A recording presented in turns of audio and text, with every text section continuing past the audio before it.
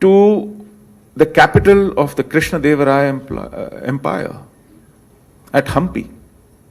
I don't know how many of you have seen that city. When Nepal reached there in mid-60s, and Nepal was a third generation Caribbean of Indian parents. He just came to look at the land of his forefathers. Third generation, maybe fourth. And he writes that when I stood there in front of Hampi ruins, I cried as to what kind of mindset could this be that goes out to rapaciously destroy a work of art, magnificence or excellence of human endeavor carved in stone, in architecture, in planning.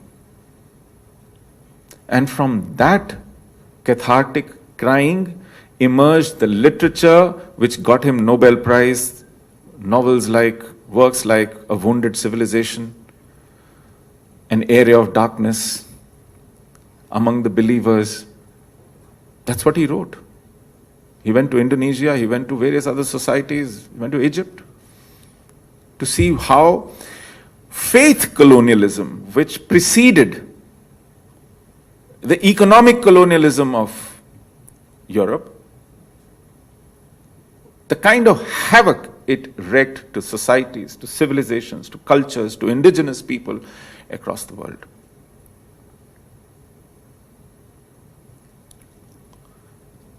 And it all happened in Kashmir. Now, a lot of contemporary Kashmiri society intellectuals are in denial. They don't wish to accept it. When you quote Raj Tarangini by Zonaraj, by Shrivar. Now, Zonaraj, Raj Tarangini was written at the time of Zainul Abidin. He paid for it.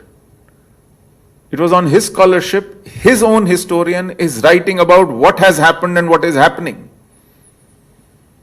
Because it was truth, it couldn't be objected to, it couldn't be denied. And he wrote this. Shrivar writes what happened later and how the indigenous people who refused to convert were chased, were killed, were massacred, were hounded out time and again. So I say, okay, you dismiss this as exaggeration of Hindu historians who wrote in Sanskrit. A living Kashmiri scholar called Dr. Kashinath Pandita in his 80s, he spent more than 20 years in Tehran University teaching in the 70s and 80s. He went there as a student and then he was employed by the university there to teach. He picked Persian.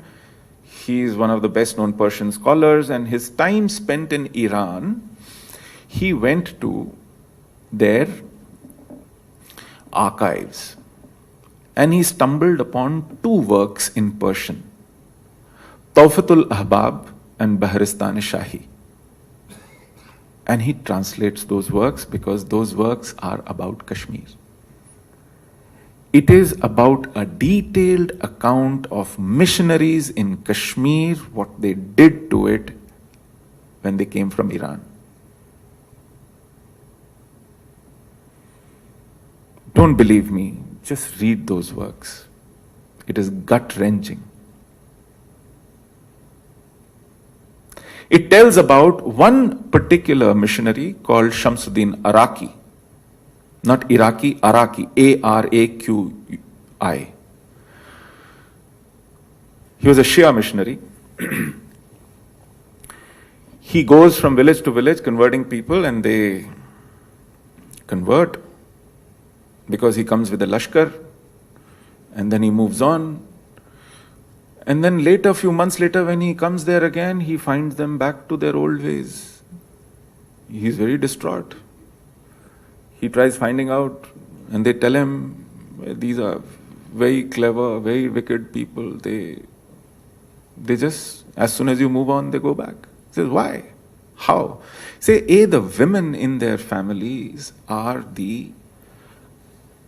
the core of their life.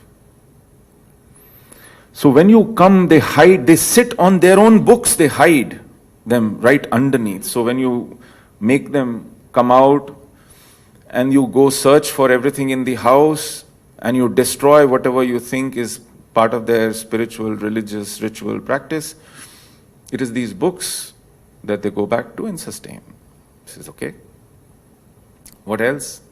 What is it that makes their transition from their faith to Islam irreversible? Can you please find that out? And he's told, well, all sins can be forgiven in their faith except one, for which there is no penance, there is no repentance, and you are consigned to multiple lives of sin and punishment. And what is that sin? That sin is eating beef. There is no penance for that. Great. So next time he goes to a village, and it is written down meticulously. He summons all the families. They all come there. Then he gets them to bring their cows. They're brought there. He asks the men folk to slaughter those cows.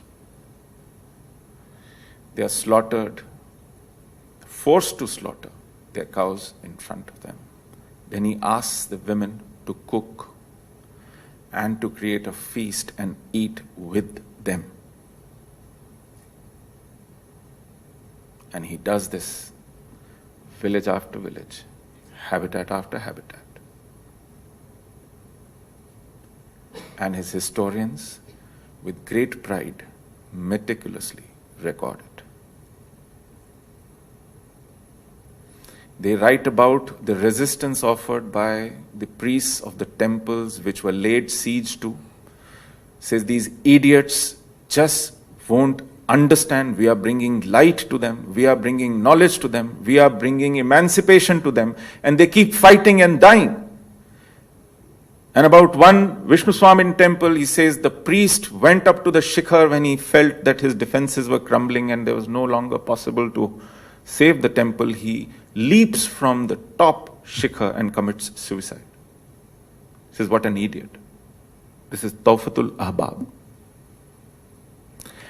The best thing is, these incidents are verbatim reflecting in Raj Tarangini. Raj Tarangini and Tawfatul Ahbab are mirror images literally for various incidents. So what do? You dismiss Raj Tarangini as an exaggerated Hindu pathos, and you dismiss Tawfatul Ahbab as an exaggerated Islamic bravado. But you are not willing to accept the truth. And I'm talking about my blood brothers, people of my ethnicity, my language, my region, my culture, my soil.